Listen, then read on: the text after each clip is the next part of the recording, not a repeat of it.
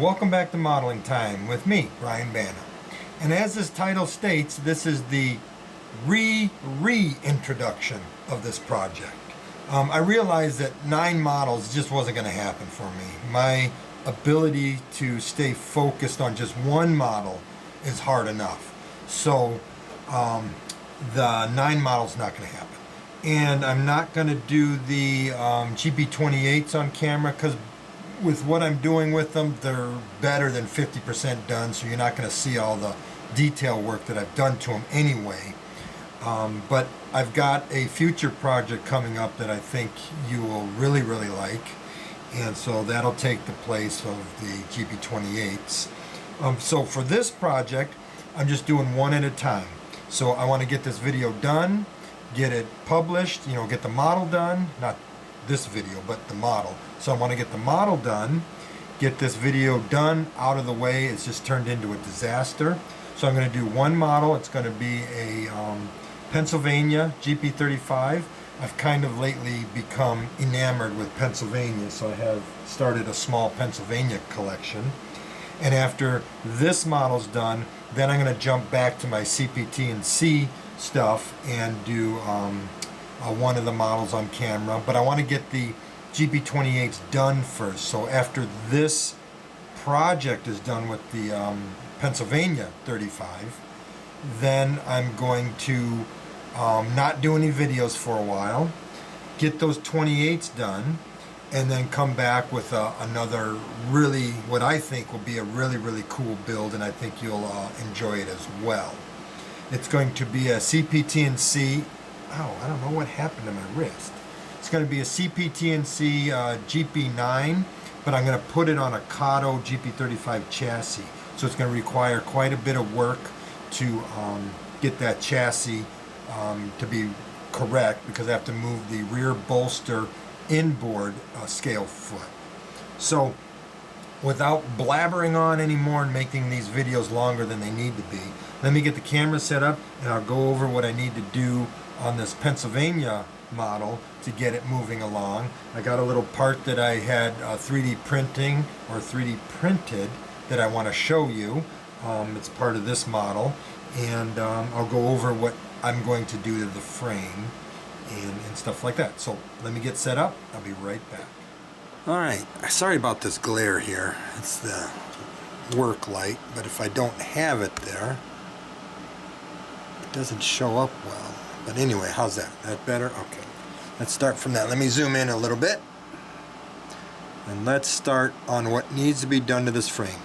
Now, over the weekend, I went and ran with the Sippin' and Switchin' Society of North Carolina in Goldsboro. They set up in the YMCA gym, so they filled the gym, and it was a lot of fun running trains. But one thing that it confirmed or reaffirmed with me is when running trains, detail is really not all that big of a deal. You don't notice it. You could take, I would say pretty much 99% of the locomotives there were RTR out of the box. Everybody was having fun, and nobody said boo about it being an RTR and not specifically 100% prototype to its given road or whatever. So, if you're going to run trains, I don't think you need to worry all that much about all the detail. If you're building strictly for RPM meets and stuff like that, then yeah, you go to the 9s. You do the fine scale modeling and that kind of stuff. But for me, I like the modeling, but I don't want to get too deep into the minutia of it, because then it drags the project on and on and on and stuff. So I have to find a happy medium of what I can do quickly to get the model done to satisfy me, because quite honestly, doing the detail work, nobody gives a rat's ass about how much detail you put into a model. Now I understand that doing these YouTube videos and stuff, people like to see the detail work and they like to see, a nicely done model. For myself, I'm the only person I have to please when building these models, and I want to get these models done, but I want them to be a little bit more than out of the box ready to run, but I'm not going to take them all the way down to, you know, cutting the frames and all that stuff. So I have to find out where that is. And the things that I can do quickly on this model, and let me go over what I'm going to do to the frame. So the frame's already cut as far as the,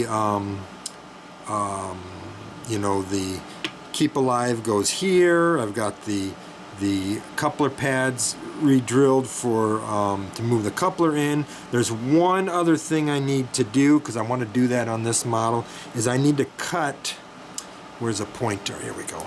I need to cut a chunk out of this here so that I can put a deeper minor brake pump into the nose. So I need to cut to but see where this angle ends at the nose? I need to cut back to about there and take that all off all the way down. So I got to do that. All I'm going to do is put this in the mill and just go back and forth till I get it down. Now what I typically do is I'll put this deck on here.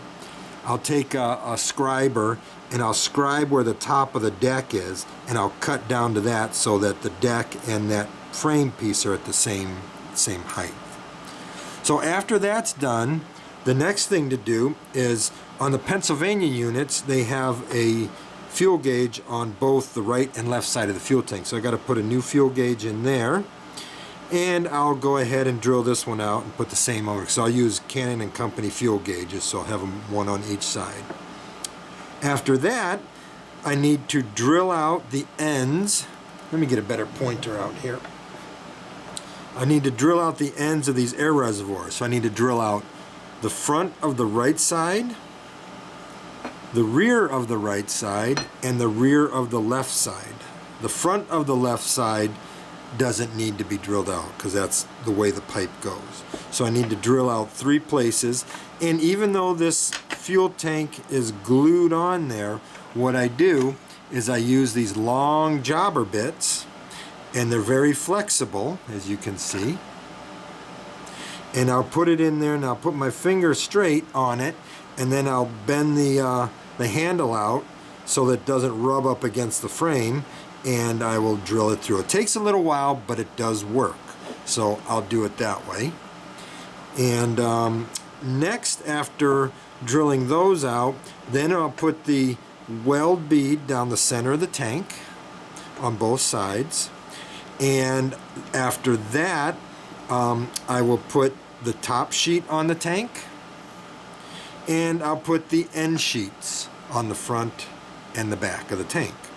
So we'll get through that. Once that's done, then I can start detailing. You know, I have to add the drain block to the back of the tank. I have to add the drain ports to the front of the tank.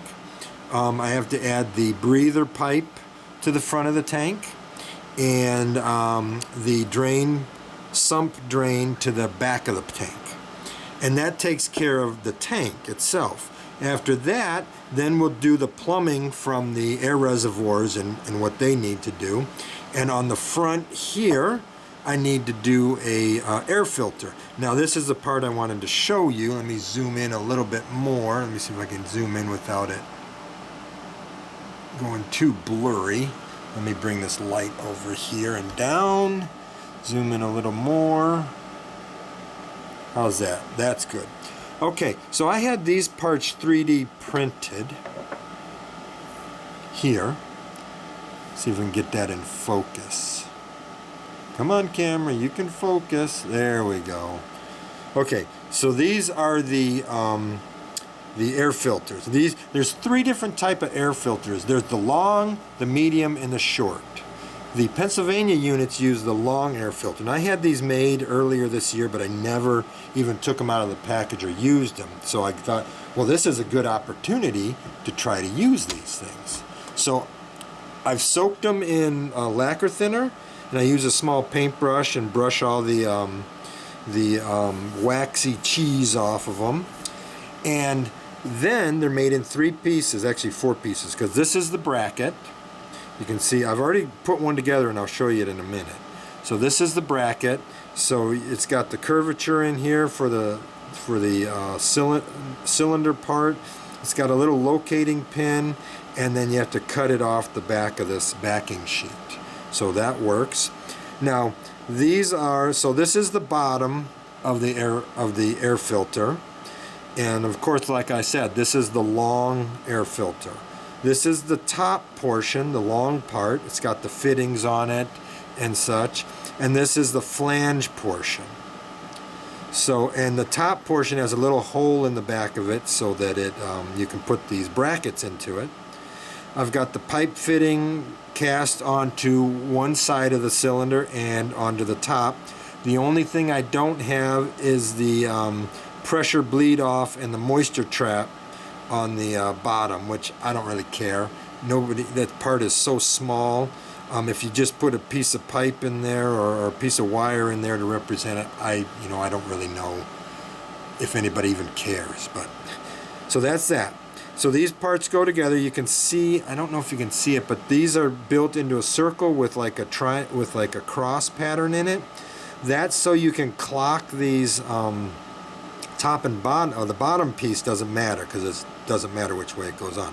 But this top piece, depending on which way the pipe fitting is in relation to the bolt pattern around, is why I made him this way. And the other reason I made him, the main reason I made him into 3 parts like this, is because if I were to make this into 1 part, I wouldn't be able to put the bolt pattern around it because the bolts are too close to the cylinder portion for it to print.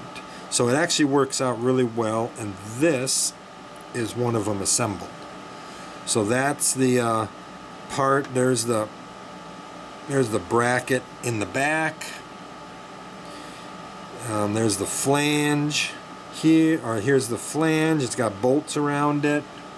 There's the pipe flanges there, and on the top and on the bottom there's just a little port that if you wanted to drill it out to put like a moisture ejector or something like that into it, it can be like that. Now on this bracket, oh excuse me, this bracket is made so that it sits, the bracket sits up against, let me see if I can get this. So it would be on this side here. So this is made so the bracket would sit up against the fuel tank like that. On the Pensy units, it's turned around and it sits like that. And this bracket actually wouldn't be there. There'd be a little tiny bracket on the back that bolts up to a bracket that comes down off the frame. But I'm going to leave this bracket on there. I think it looks okay, and I think it'll work just fine. By the time I get to putting this on, I may cut this bracket off of the detail part and leave just the portion that sticks out and glue that up against the frame. But as it sits right now, it fits and it works fine, and with the trucks in here swiveling, it won't interfere with the truck swivel. I will not be putting sanding hoses on this. I don't think they're necessary. When I was running trains over the weekend, I didn't even notice that they weren't there on the stuff that I was running, so that's not going to happen. So that's pretty much it for the frame, so I need to get started on this. Real quick, the trucks have been all repainted, and I'm just waiting for them to dry good and thorough so I can put a clear coat on them and then a satin varnish. So right now what I'm going to do is I'm going to cut this piece out. There's nothing special to show on the mill. It's just going to be clamped in the mill. I'm going to use a 1/4 inch bit, and I'm just going to go back and forth until I get down to where I want it to be. So I've got the weight cut for the minor brake inset in the nose, and it should be even with the deck. So that's taken care of.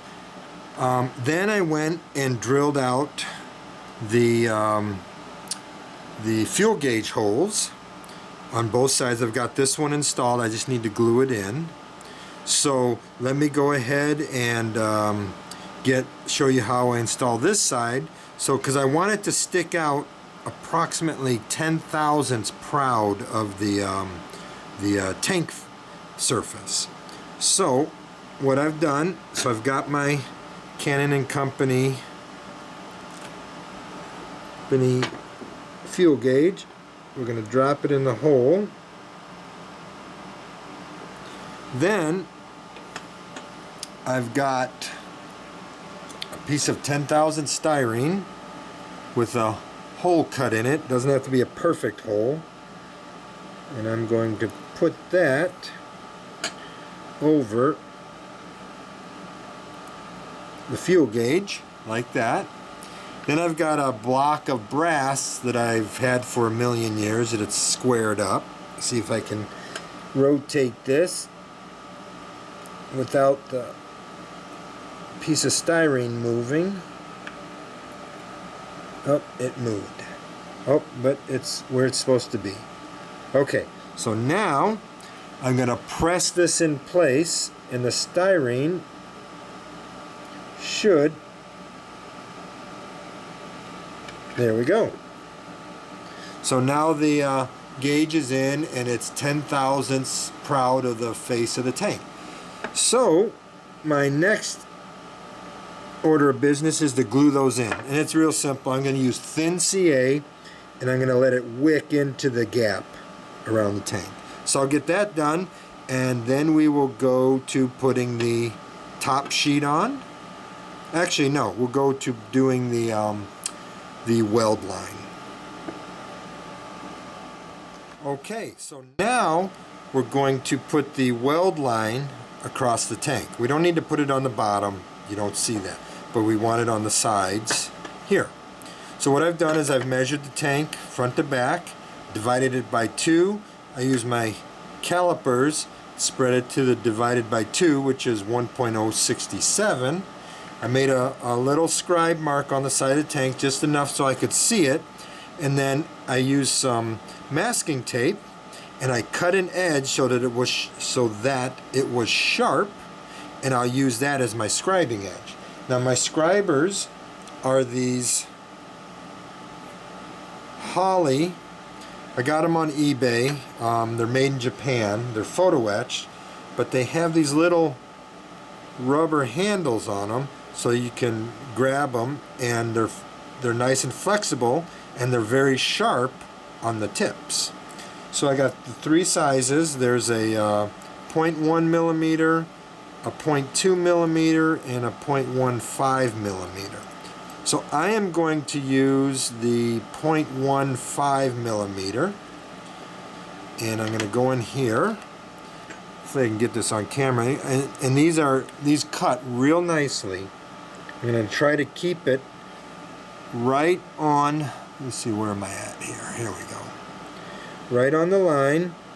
You don't need to go all the way in to the top of the tank, just where the curvature ends. But I'm going to start it and just carefully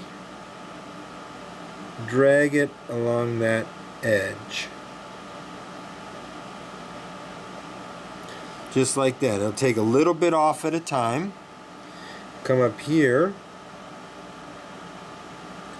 You have to have it at the right angle, otherwise it won't cut.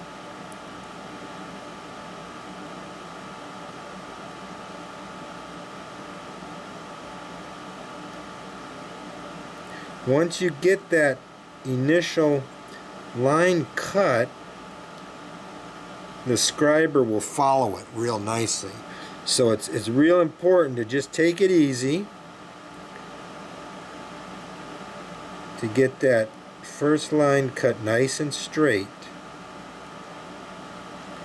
And all I'm doing here is I'm creating a guide for some stretched sprue to sit into, so I can glue it in and it'll keep the line straight.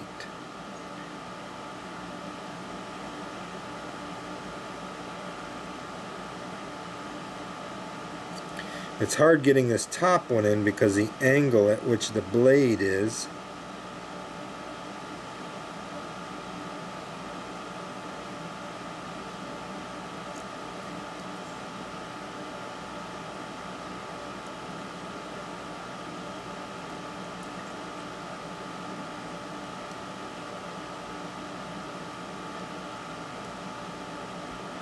There, like that. So let me go ahead and get the rest of this side done, and then this side, and then I'll stretch some sprue and we'll put it in on camera. Okay, so what you see here is the weld bead. Now this is just tacked in place. So here's what the scribed lines look like. If you can see them in there. That side and that side. So after I scribe the lines, I sand it and then clean it all out. So this looks a little crooked on the bottom, but that's not going to be there. This is just tacked in place so I can wrap the weld around. So to wrap the weld around, you just follow, basically you just follow the weld line and you glue it in place. So let's wrap that one around a little bit, and let's do this one. See if I can get this on camera. So I'm going to do it a little bit at a time, keeping this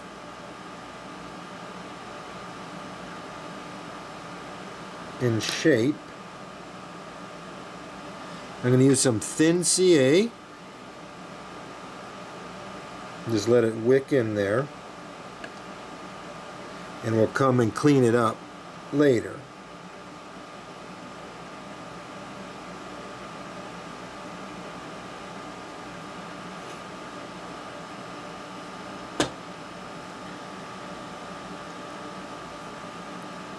Now the beauty of these welds is they don't have to be perfect. Some of these I've seen are really rough looking, some are smooth, so they don't have to be beautifully manicured. They can be whatever you choose. Some of them stick out really far, like maybe about a half to almost an inch. Especially on the Jeep30s, they were pretty crude. On the 35s, they were cleaned up a little bit more. But on the 30s, they were pretty rough. And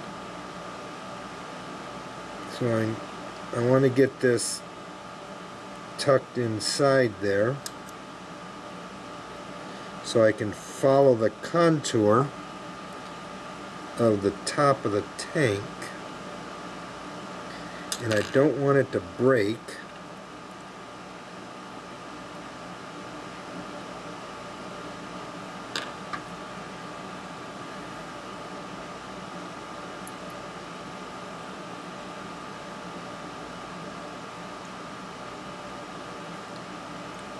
There. Now I'll go put some CA along the other side. Let me clean my blade. There we go. Clean my tip of my broken drill bit off.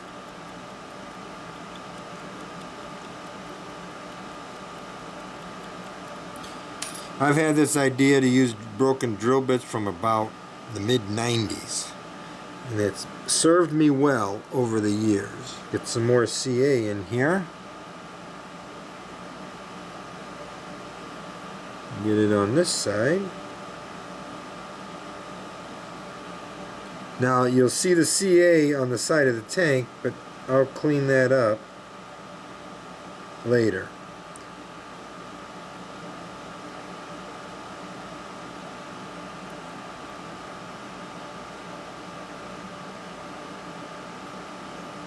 And there's one side. So now I can come in and just cut this right off up here. There we go. And do this side. So let's get that into the groove there.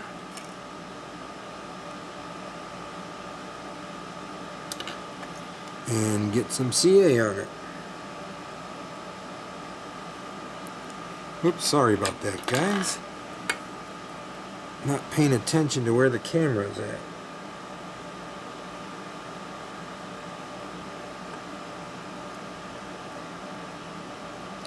You don't want to pull this too tight, otherwise it'll snap. This is 10 thousandths Plastruct styrene rod. I was going to use stretch sprue, but there's an art to stretching sprue, and I am not skilled at that. So I thought, you know what, I want a good size weld on there, so I'm going to just use this styrene rod.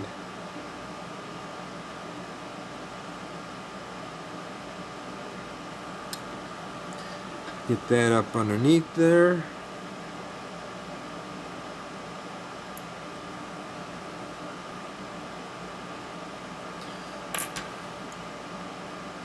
Now what I'm doing with the screwdriver is shaping the weld so that it doesn't stick out too much and not follow the contour of the tank. So let me get this side done.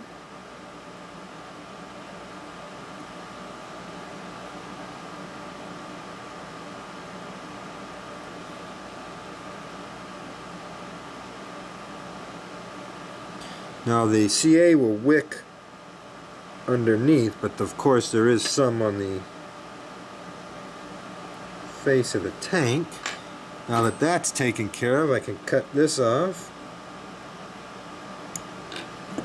Alright, so right now, oh, and I can cut this off on the bottom because you don't see that and you don't need that there.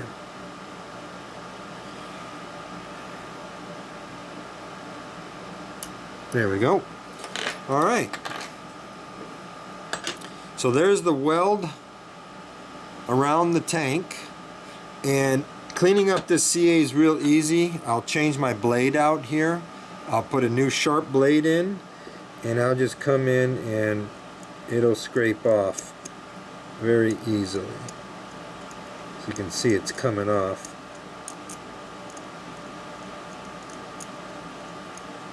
And then once that's done, I'll use a wet sand. I'll wet the area and sand it to blend it all together. So let me go ahead and do all that. So I'll just put some water on there, and I'll just take the edge and work it around. Okay, so now we want to put the top sheet on, like you see I have over here. That's a piece of 5,000 styrene cut at 90 thousandths wide. You want it to be on the top flat surface of the tank, come right up to where the curvature goes flat. So that's approximately anywhere from 85 to 90 thousandths on the Kato model. So I've got a piece of styrene here, cut to 90 thousandths wide, 5 thousandths. So I'm going to lay it right into the tank. You want it longer than the tank, because we'll cut the ends after it's glued on. Tweezers there. So we're going to lay it into the tank, right up against the frame, face of the frame. Here is where we want to, or I want to cut the excess weld bead that goes over the top of the tank. So I got the styrene in there. I'll just make a cut mark there and pull the styrene out now, and now I'll just cut that off the top of the tank there, so that it's flat. There we go. Okay, now we can glue this piece in. So I'm going to lay that on the top of the tank, making sure it overhangs the edges, or the front and back of the tank. Push it all the way back, and I'm going to use some Tamiya in the quick setting extra thin cement. This is like MEK, It certainly smells like MEK. And I'm just going to go right along there and then stick it down. Now you don't want to press it so that it oozes. I mean, sometimes it's going to ooze. It's okay.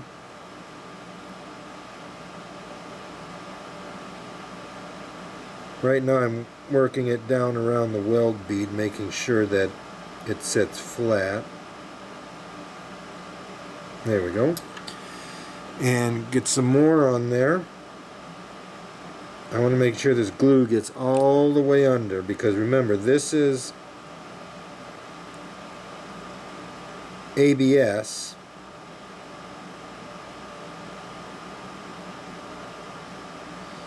The Kato parts are ABS, and the styrene is styrene. So it's not going to make a perfect bond, but it will stick.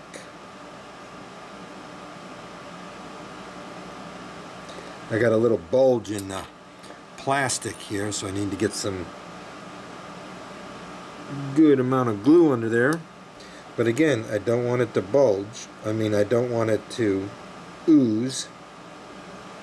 So I just want it to stick. The edges down. And so I keep going along these edges till they're all stuck down.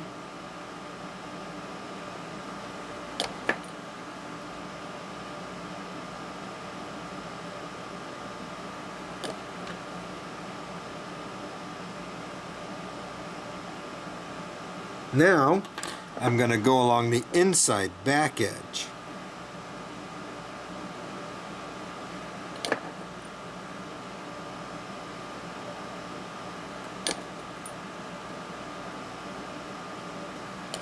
And make sure those are stuck down.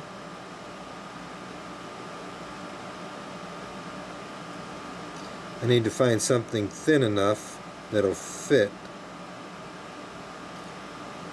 underneath the air reservoir.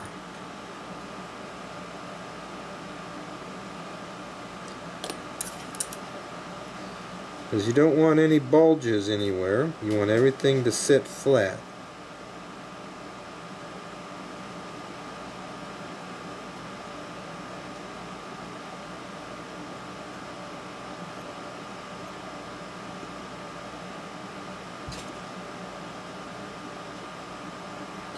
I can see where the plastic's moving back here. Get some more glue in there. Press it in place. This is just a scale rule, but it's thin enough to fit behind.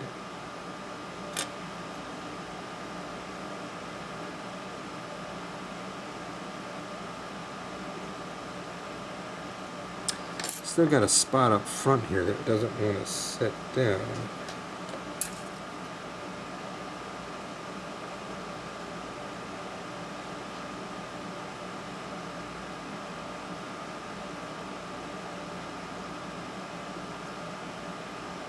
There we go.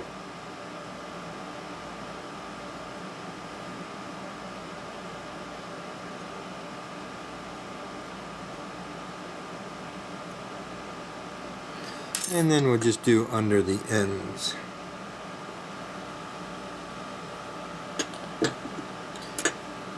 Now, make sure that's all set in place good.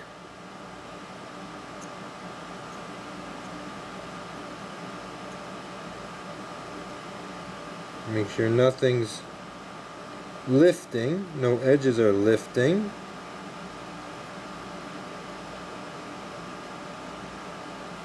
Just a second, be right there. Just a second.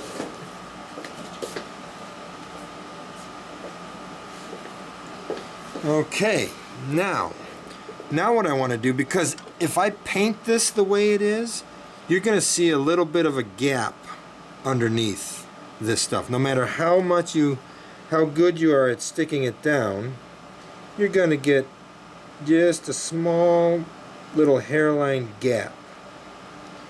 So what I do is I take some thin CA.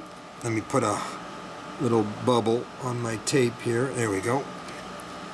And we're going to go along the edges. Let me clean off the end of this tip. And we're going to seal the edges. We won't be able to seal the back edges, but we will be able to seal the front edges. So I'm going to come in here starting in the middle.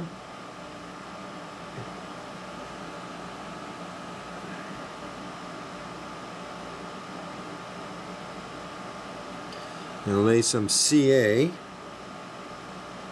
thin CA, all along this edge.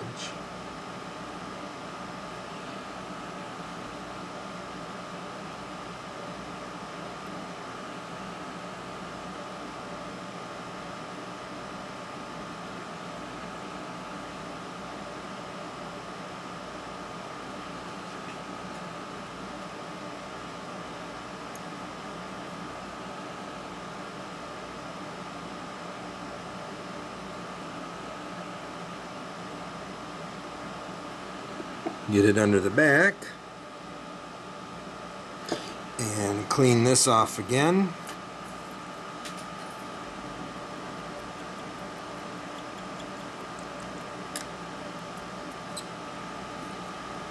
And now, is this light getting in there good? I can't tell. And now we'll just do the front edge, or in front of the weld bead.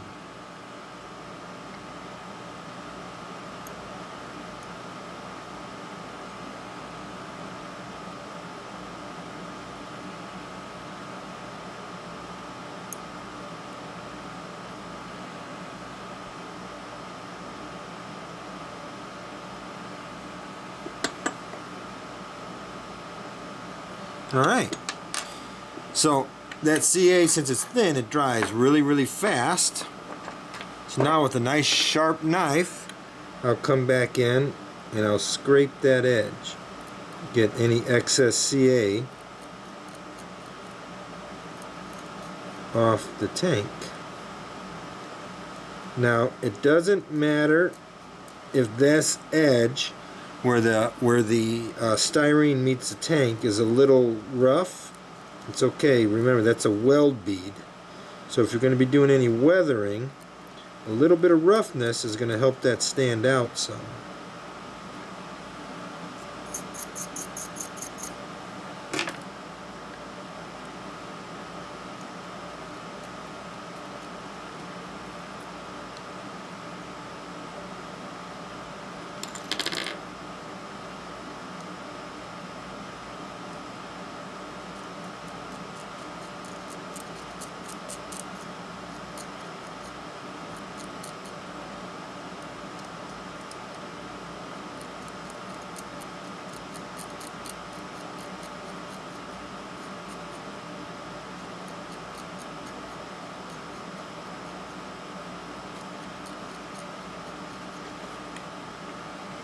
Sure, I'm still on camera. I rotate the tank so that I'm not just scraping a flat line on the side of the curvature. I'm following the profile or the contour of the tank.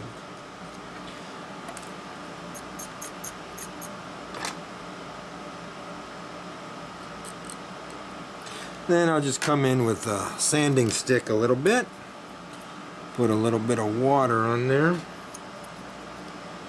and just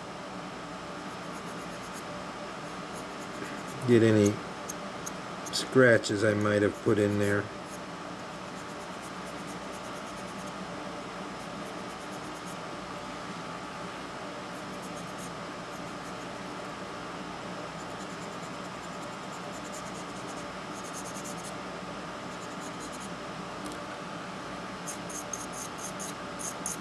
There we go, and now we can cut the ends. Take the X-Acto knife And we can, let me zoom out a little bit here. And I can trim. Try to trim down always, so you're not pushing the plastic up.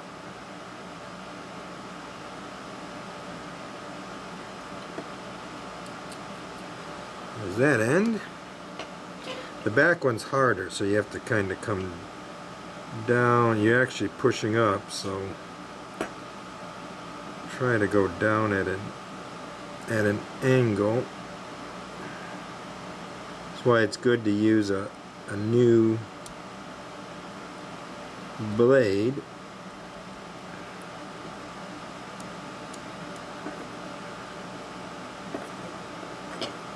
And then I just scrape it a little bit. And that takes care. I just got to check something back here, make sure it's not lifting. Oh, it's lifting just a little bit. Let me get some CA underneath there.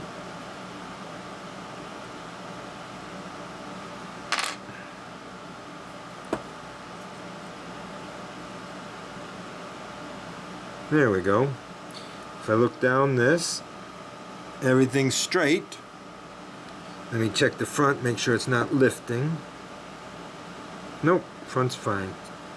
Alright, so that takes care of doing the top sheet. Next up, we'll be doing the end sheets. Alright, so time to do the end sheets. Put them on the ends of the tank. See, I've got the first one glued in place, and it's curing right now. Typically, when to put the end sheets on, real quick, to make them, you'll see it goes around the frame piece, so I had to measure and cut so it fit in around that. I made it so it overlaps the tank quite a bit, all the way around. That will be trimmed later, and we'll go over that. Now I have to make the back one. The front one was easy to make because it's just all flat. It's all flat surfaces. On the back, though, we've got these two air reservoirs in the way. So this back piece has to be made into multiple pieces. So the first piece is just a piece of 10,000 styrene, and it will just fit right up against the bottom of the air tanks like that. Then I'll have to go in and make filler pieces to go into here, here, and a piece across the bottom. So right now, let me go ahead and glue this in place. Now, I used to use barge cement. As you can see, I started using barge cement, and I made a mistake, so I had to tear it off. And barge cement works really, really well. It really does. But I have to trace around it, then put it on both pieces, and blah, blah, blah. What I did here is I used this Tamiya ABS cement. I slathered it all over the front of the tank, because remember, this is ABS plastic. This is styrene, so it sticks pretty well. But the thing you got to be careful with is this dries really fast before you can stick the piece on. So you got to slather it around, dry it, let it ooze out a little bit, and then just let it cure hard. Once it's cured hard, you can trim all that oozing up. Then you still have to seal the edge with CA, like I did on the top sheet and such. And because I guarantee you, these edges will separate over time, and they will separate quickly if you nick them and stuff. But with the CA to seal them up, they won't come apart. So I sealed it all the way around. So I got to do this back piece. So let's get to slathering. Let me zoom all the way out because I got to work quickly here.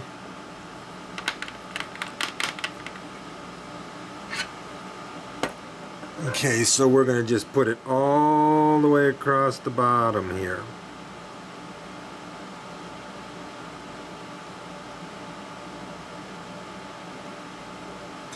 It's already starting to set up. So I got to get this in there. Just like that. There we go. Now just press it into place.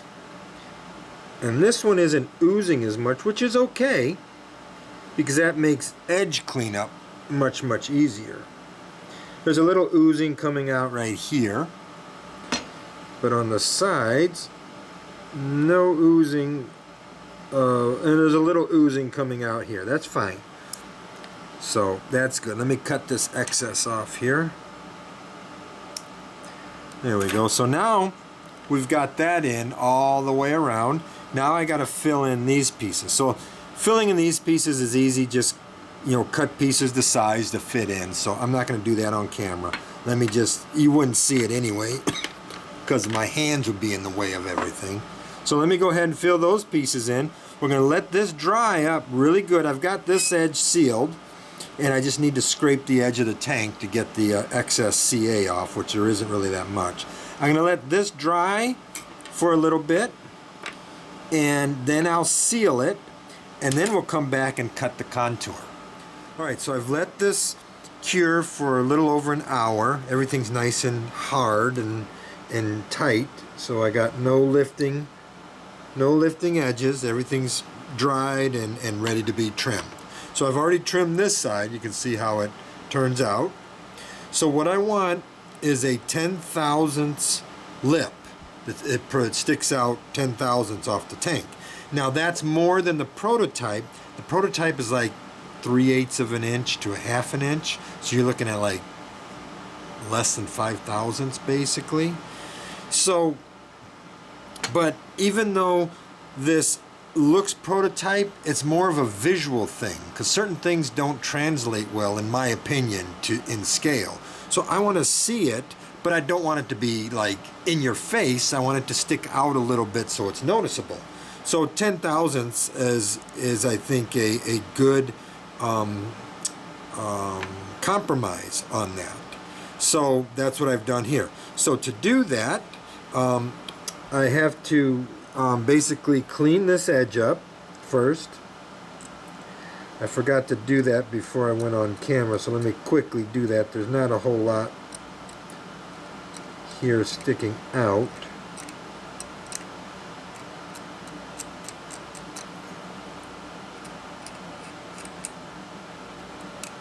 Sometimes I use a chisel blade and I'll go along there and it takes it off real nicely. And this is just removing any slough from the, or any residue from the CA, like I showed on the other one, on the top sheets. So that takes care of that. Now what I do is I got my tape here. I'm sorry, let me see if I can turn it over. There we go. So I got tape here. Now this tape is 5/1000 thick, so I doubled it up, so there's two pieces on there, and I'm going to cut a sharp edge.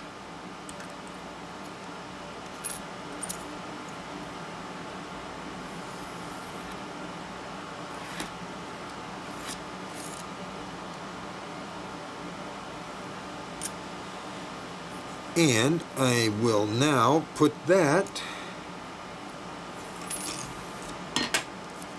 up against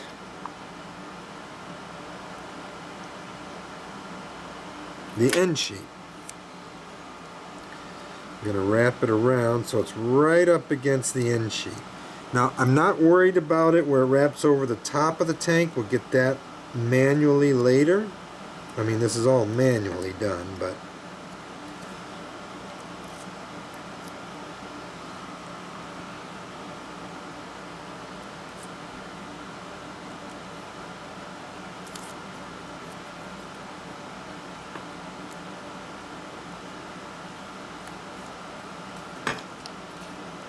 okay, so it's right up against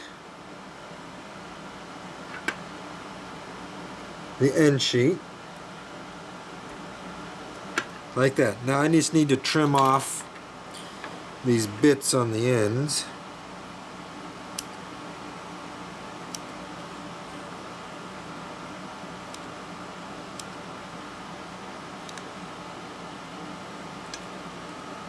make sure there's enough light on this so you guys can see everything. I'm just using some decal scissors. These are the Tamiya decal scissors. I have 2 sets, one for working on models and cutting styrene or stuff like that, and another at my decal bench for cutting decals.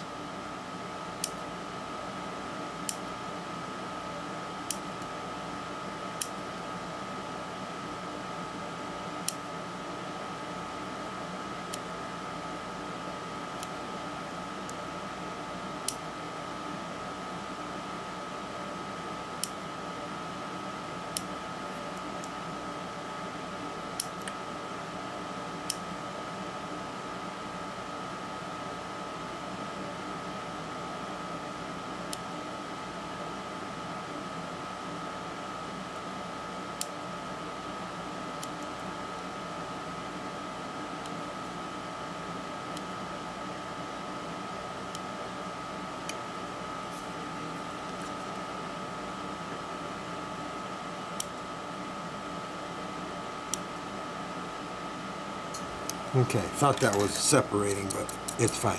Now I'm going to take a fairly rough, let me see, what is that? That is white, so it is, it's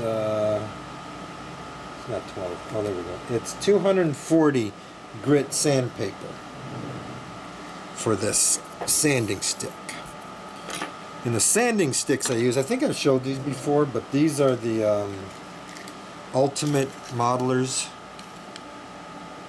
Thinny sticks. You get them in multiple different or all different grits. Now, I want to sand into the tank, because if I sand away from the tank, there's a chance that I might pull this end sheet off. And there's another reason you want to sand into the tank, and you'll see it in just a second. So I'm going to come in here.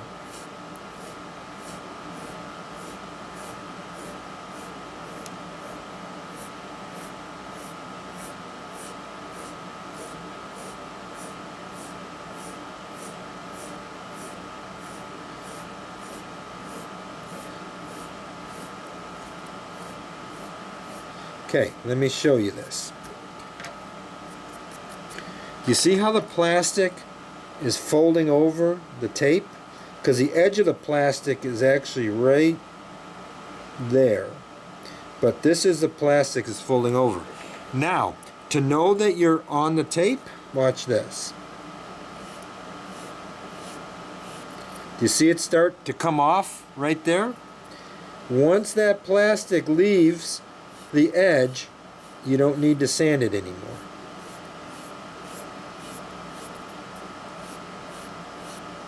See how it's coming away?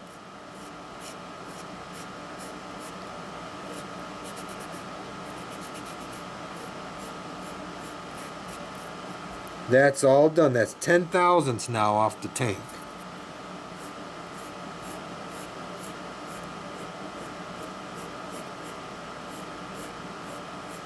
Just a second, guys.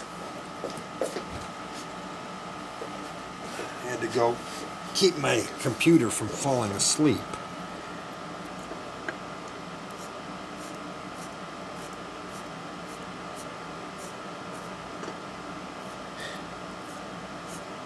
So I'm not going to do all the way around the top here. I'll do that with the knife and the sanding stick later, after I'm done with this. Because I can't efficiently get this sanding stick around the top. Clean off the sanding paper or the sanding stick.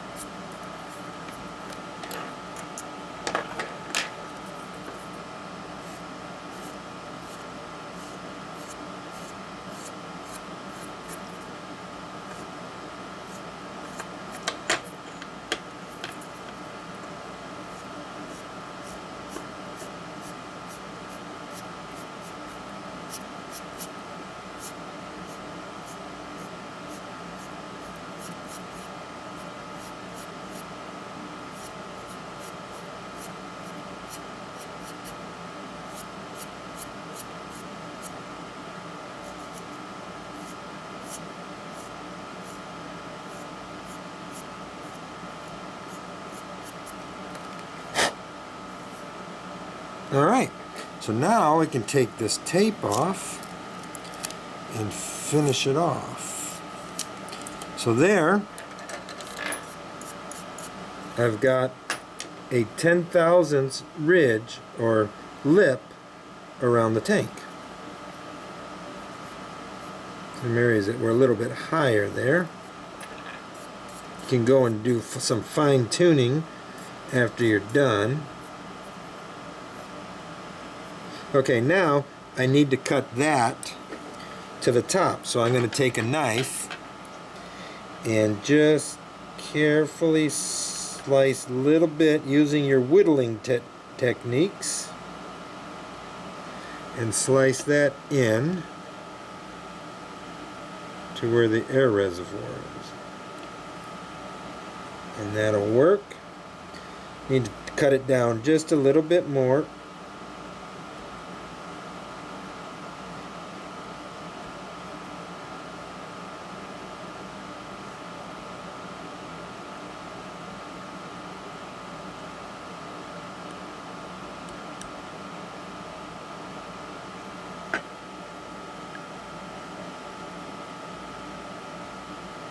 There we go. And now I'll use a what's this one? This one is a 400 grit sanding paper, and I'm going to round the top edge here to match the tank.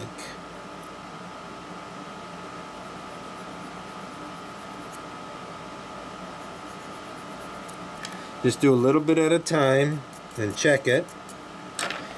Clean off any slough.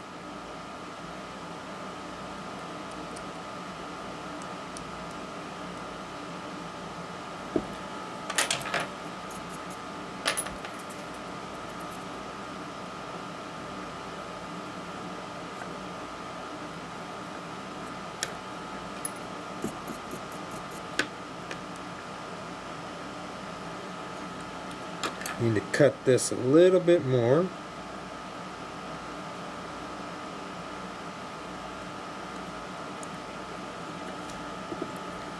The blade keeps loosening up.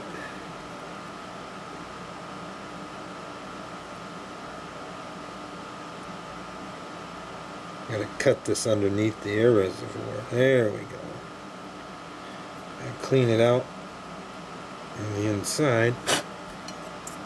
There we go. And that side is done there. Now we'll go ahead and do this side. We'll do the same thing. I'm going to cut this top.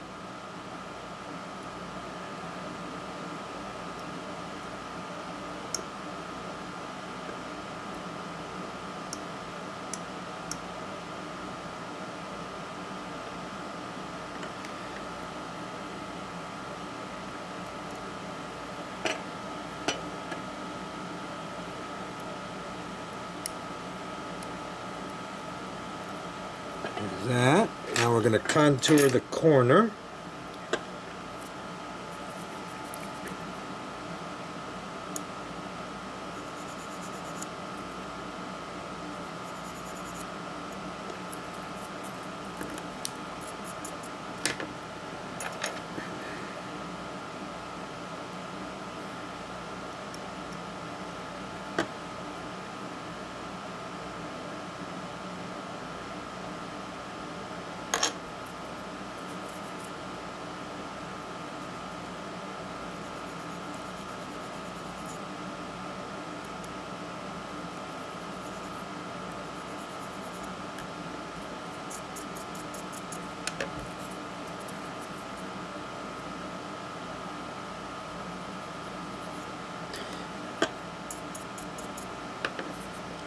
And Vincent, you can do this in N scale as well. Just use a piece of 5,000 sheet styrene.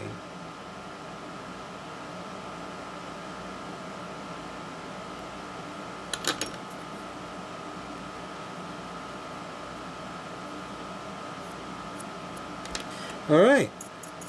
Now the only thing left for me to do is on the back I need to sand where all my joints were, where I pieced all this together. But for the most part, the contouring and the and the end sheets are done. So we've got new fuel gauges, we've got the weld joint down the center of the tank, we've got top sheets, and we've got end sheets. So that takes care of the basic construction of the fuel tank, and I can move on to now drilling out the air reservoirs so I can do the plumbing. But before I do that, on this side is where the air filter goes. So I need to build a bracket into the frame so I can hang that air filter off it. So I forgot to do that before when I was doing my cutting, so I need to cut a little landing in this area right here. In this area here, put some styrene in there, make a bracket coming off it so that I can hang my air reservoir. So I need to get that cut. So right now what I'm going to do is I'm going to sand this. I'm going to go cut the landing, and then I'll come back and we'll drill one hole together so you can see how I flex the drill bit and get it all taken care of. So that takes care of the end sheets, the top sheets, the weld joint, and the fuel gauges. Alright, so I don't know how well this is going to go on camera, but let me see if I zoom in a little bit, if it'll help it. Let me see, I gotta get my... Okay, so I've got a 15 thousandths drill bit in here. That's a little bit bigger than the wire that's going to go into the air reservoir, but that's okay because CA will fill in the what I need, or the gap around it. So what I've done is I've taken a little scribe tool, and I've marked the center of the air reservoir. I've cut off the little pipe detail that was on the end, and I've marked the air reservoir in the center, and then I took the drill and I just went in and just spun it a few times in there to get it started. So now that I've got it started, I have to hold this in place. So what's going to happen is the drill bit's going to flex. See how it flexes? Well, I've got to keep it kind of in line, and I got to keep the pressure on the drill point so it cuts. I know you're not going to see this, but it is cutting.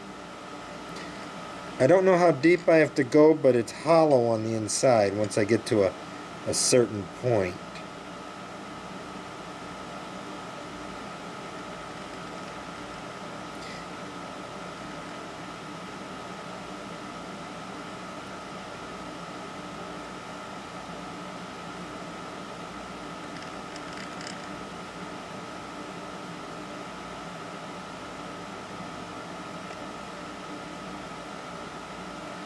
Now the drill bit is in line with the hole.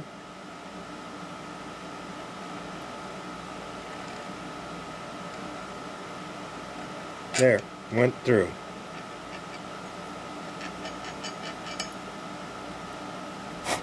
So if you watch here,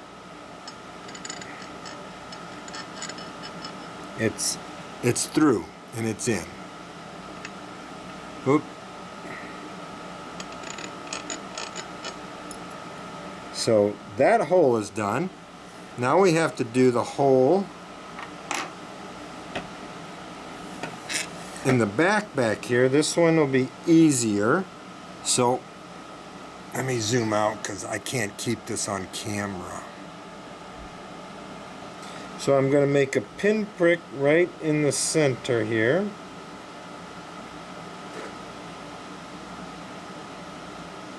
I gotta move this so I can see it. Okay. Oop.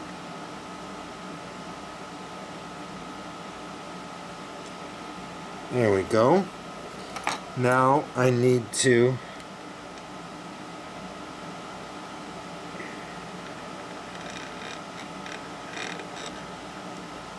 get the hole started.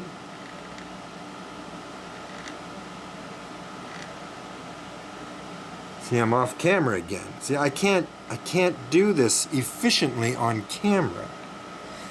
See, my hand is over it and you can't see it. So basically that's what I'm doing. So I got the hole started. I got to hold this up against the frame a little bit, and then I got to flex this so that the drill bit stays in line and keep pressure on it. And it is starting to drill.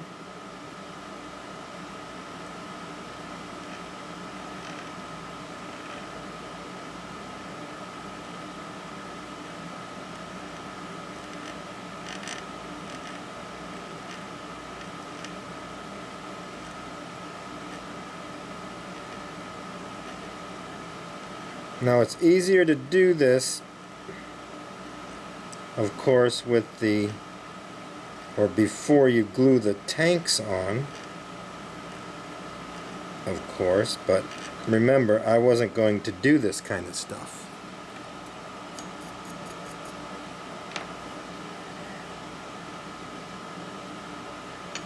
It's almost through.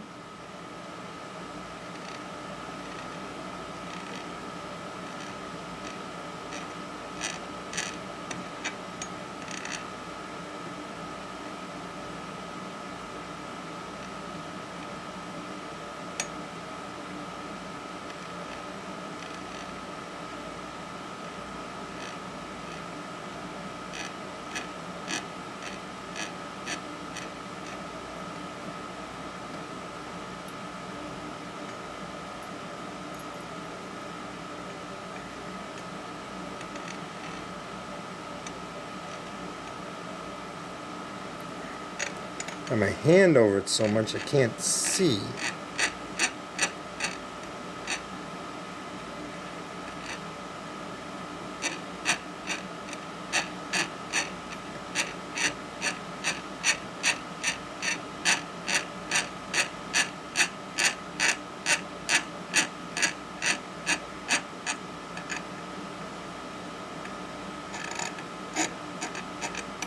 I think it's through.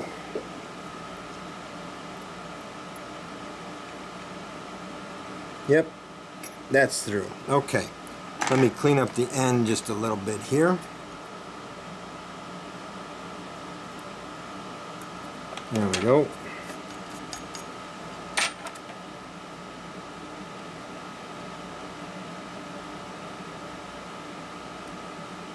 All right, so all I have to do is the other side. So I'll get the other side done, and then I have to build the bracket. I didn't need to cut in the mill for the air filter. I just had to make a saw slit in the side of the frame. It's not very pretty, but it'll clean up fine with a file, and then build the bracket off of that. I've already built the bracket once, but I put it in too far, so I had to rip it all out and everything. So, but I'm not going to be able to really show you on film, on video, building the bracket. All it is a piece of 15 thousandths by 125 thousandths. It fits into this notch. I need to open it up just a little bit. The air filter will hang off that. I have to cut it off the bottom there and then put a brace on the back side. So you'll see that here in just a minute. Alright folks, I am almost right back to the point where I was before I reintroduced and then reintroduced this project. All I have left to do is paint the frame and then assemble the motor and decoder in it and everything, and I'll be right back to square one again. Or not square one, but where I left off with the Missouri Pacific build with the sill unit. So let me show you what I did. And I just got modeling and moved on, but you really wouldn't be able to see much anyway because it's all, my hands would be in the way and stuff, so it was better that I just did it, and then I can go back and explain it. So let me turn the frame over. I don't remember where I was the last time the last time we left off, we had put on the end sheets. After I did the end sheets, of course, then I showed you drilling out the air reservoirs. And then from there, I just went off camera and started building. So I built the plumbing for the air reservoirs. You can see it there. I got the filter in and the bracket. I'll zoom in a little bit here, maybe you can see better. There we go. So I got the filter, the bracket, the airline to the filter. I don't need to put the airline coming off the top because you don't see it at all. And I've got a precision scale shutoff valve on the airline. So that's all taken care of. On the others, here's the airline for the back. I've also got Cannon & Company spitter valves, moisture ejector valves off the bottom of the air reservoirs on both sides. On the other side, we have the plumbing for the air reservoir, and this little piece here is the poppet valve, and I had those 3D printed about 8 million years ago. Well, not really, but at least 5, 6, maybe 7 years ago. And so I have a whole bunch of them, and I pulled it out. So what I did for this piece of plumbing is, you see the pipe coming in here, and then I got the poppet valve pipe. So I drilled through, this is 25 thousandths diameter bronze wire. I drilled through it with 15 thousandths for this 15 thousandths piece of wire, and then I drilled through it with 12 thousandths for the poppet valve wire. And then I located where everything needs to be.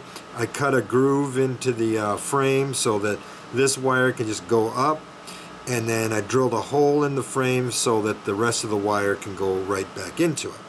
On the back, you saw on the previous build that I put the drain block. Now I've got a sump drain here, and on a lot of early EMD locomotives, and I think even Dash 2s, I've seen this almost on all of them. On the right hand side, there's an extra block that comes off the drain block with a plug in it. So I've got that. I've got an NBW in there. So moving around on the, this is actually both air reservoirs have these plugs in them. You see one here and you see one here. It's the same orientation on both air reservoirs, but on this side the plugs are on the inside of the air reservoir, so you don't see them.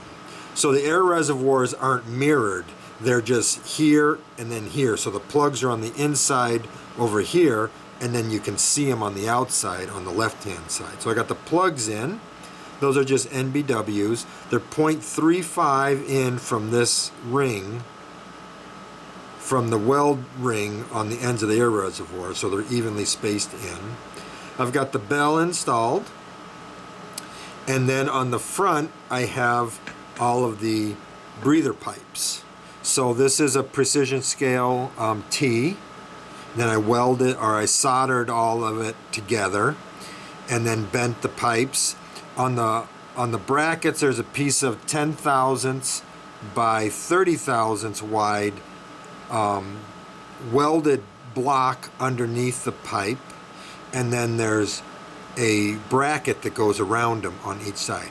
And what I'm going to do is show you how I make those brackets, and then other than that, the frame is done now. All I have to do is grit blast it and then paint it black, and then it's right back to where I was, and then assemble the motor and everything in there, and I'll be right back to where I was with the Missouri Pacific stuff. So that adds some nice detail to the frame, and you know, some visual points to the frame. So let me show you how I do the brackets over the breather pipes. So this is a piece of 12 thousandths or 12.5 thousandths bronze wire. Let me see if I can turn this sideways and you can see. There we go. So let me adjust this a minute. There we go, right there. So that's my Machinist Vice. That's the first vise I ever bought. So what I do is I take this wire and I stick it down into the vise. I have a center line draw here and I keep it as straight as possible and I just stick it down in as far as I want. Hand close the vise on it. Then I just take this handle here. Can't really see it, it's off screen. This handle, this is the crank handle. And I give it a good quarter turn. And that mashes the wire flat. So let me bring it over here. Let me reposition the camera. Sorry about that, everybody. All right, so now what we have is a flat piece of wire. So now what I'm going to do is I'm going to anneal that wire. So we get a candle going.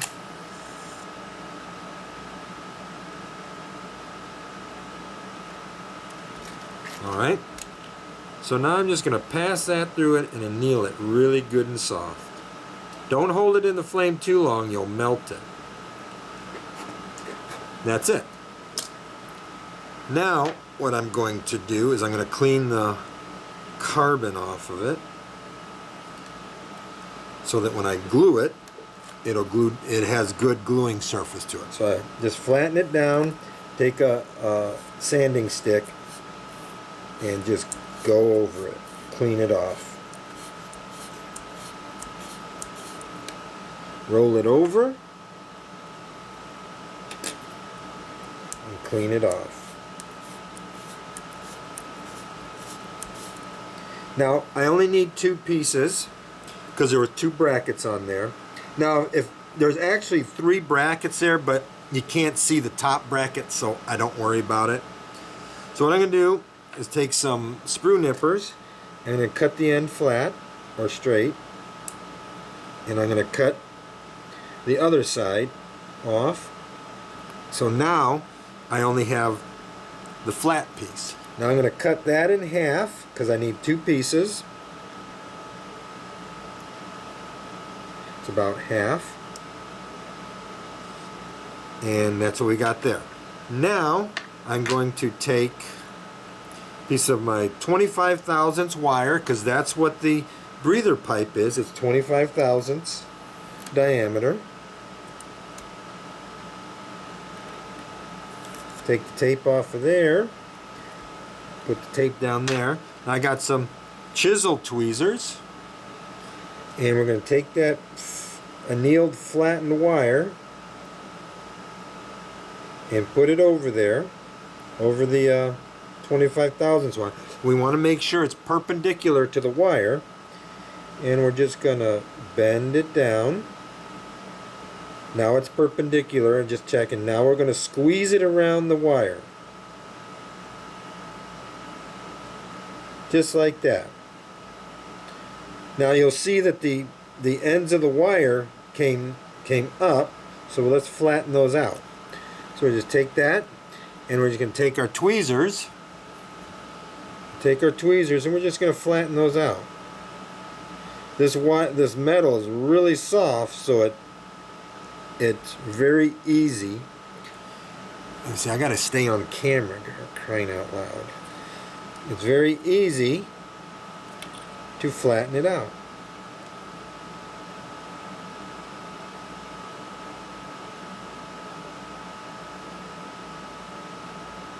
Okay, so now that it's flattened out, I cut my mounting blocks 80 thousandths.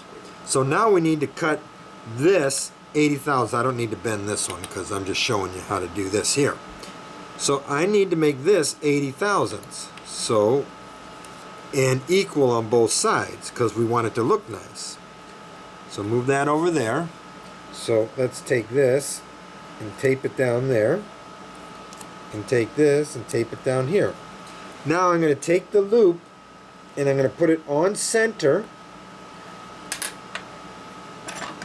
for 80 thousandths. So the center of this bend should be at 40 thousandths. Just like that. So now I take my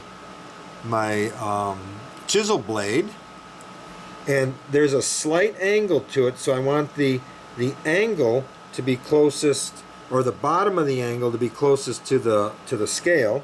So I'm going to hold this in place, make sure it's on the 40 thousandths. I'm going to put this blade on 80 thousandths and cut. Now I'm going to turn this around, put this end here at 0 and this at 80 and cut. Now I have, see if I can zoom in a little bit. Whoop, too much. There we go. Now I have a nice little bracket right there, and I just put it over the pipe up against the block that's behind the pipe, and use some thin CA and glue it in place, and that takes care of that. Alright folks, there's what she looks like after a run through the grit blaster. The surface finish is all ready for paint.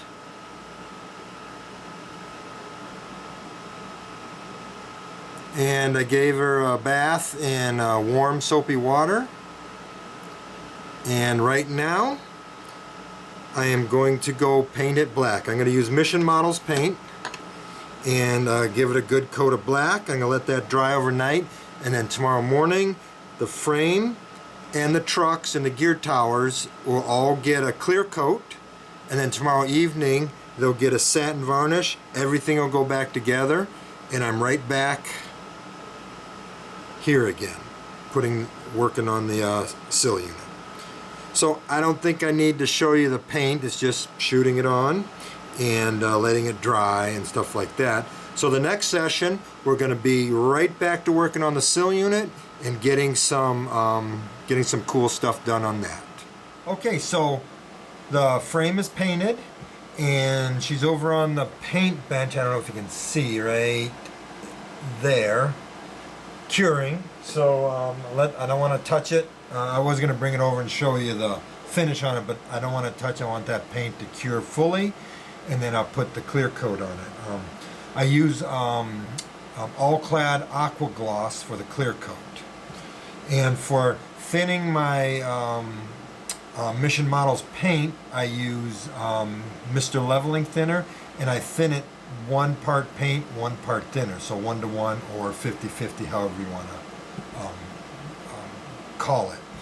So like I said, tomorrow I'll have a clear coat. I'm hoping by the end of the day, Friday, everything will be back together. So moving on to the sill unit will be the next video, and I'm actually thinking of putting tread plate on it. I'm not sure yet, but I'm thinking about it. I'm also thinking about putting etch steps on it, because I've done my own etch steps and they're a little bit more detailed than the Canon steps. And I'm also thinking about putting the etched footboards on it that I've done. I mean, I think if I've gone this far to doing the underframe and dressing it up a little bit, I may as well go that next step and do a little bit more. I'm not going to do the brass handrails. I don't care. I just don't like doing that stuff. I know it looks good, but I'm fine with the Kato handrails and stuff. So let me give it some thought, and I'm probably going to do the tread plate. I don't know. I'm enjoying this build, so I want to bring it to maybe the next level a little bit. So anyway, you saw, everything that was done to it. And as I've said in the past, if I was working on just one model, I'd be a lot further along. If I had to do all that to 6 models or 9 models, I wouldn't even be close to it. I'd be procrastinating like crazy. But one model gets me motivated, and you can see how quickly I went through that. That was one modeling session, pretty much all day, but one modeling session. So anyways, if you made it to the end, thank you very much. If you have any questions, let me know in the comments section, and I'll be happy to answer them. And again, thank you for your time. I really appreciate it.